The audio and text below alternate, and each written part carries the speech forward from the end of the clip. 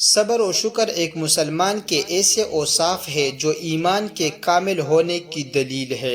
ان کے ذریعے انسان رنج و راحت اور خوشحالی و تنگدستی میں ایسا طرز عمل اختیار کرتا ہے جو ایمان اور اللہ تعالیٰ کے فرمان کے مطابق ہوتا ہے۔ دنیا کی زندگی میں انسان کو جو حالات پیش آتے ہیں وہ بعض اوقات اس کے لیے خوشگوار اور بعض اوقات تکلیف دہ ہوتے ہیں۔ ان دونوں صورتوں میں ایک مومن کو جو مثبت رویہ اختیار کرنا چاہیے وہ صبر و شکر کا رویہ ہے۔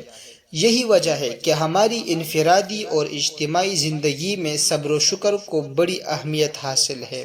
صبر کے لغوی معنی ہے روکنا اور برداشت کرنا، اور اس کا مفہوم یہ ہے کہ ناخوشگوار حالات میں اپنے نفس پر قابو رکھا جائے اور گھبرانے کی بجائے ثابت قدمی اختیار کی جائے، یعنی پریشانی، تکلیف اور صدمے کی حالت میں ثابت قدمی اور ہمت قائم رکھتے ہوئے اپنے رب پر بھروسہ کیا جائے۔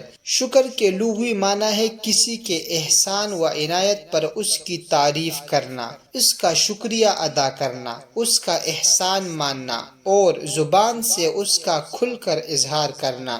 ان عنایات اور احسانات کے اعتراف کے حوالے سے اللہ تعالیٰ کی ذات سب سے زیادہ شکر کی مستحق ہے، جس کا مطلب یہ ہے کہ اللہ تعالیٰ کی تعریف کی جائے، اس کی عنایات کا اعتراف کیا جائے، اس کے احسانات پر سجدہ شکر بجا لایا جائے۔ شکر ادا کرنے کے 3 طریقے ہو سکتے ہیں۔ نمبر 1، زبان سے کلمات شکر ادا کرنا، جیسے سبحان اللہ، الحمدللہ، اللہ اکبر وغیرہ۔ نمبر 2، دل میں اللہ تعالیٰ کی عظمت اور اپنی اطاعت و بندگی کا احساس رکھنا۔ نمبر 3، اپنے عمل سے اللہ تعالیٰ کے احکام کی بجاوری اور اپنے آپ کو اللہ تعالیٰ کے سپرد کر دینا۔ قرآن کریم میں شکر کے متعلق بہت تاکید کی گئی ہے اور فراخی اور فراوانی انہی لوگوں کا مقدر قرار دی گئی ہے جو شکر گزاری کا مظاہرہ کرتے ہیں۔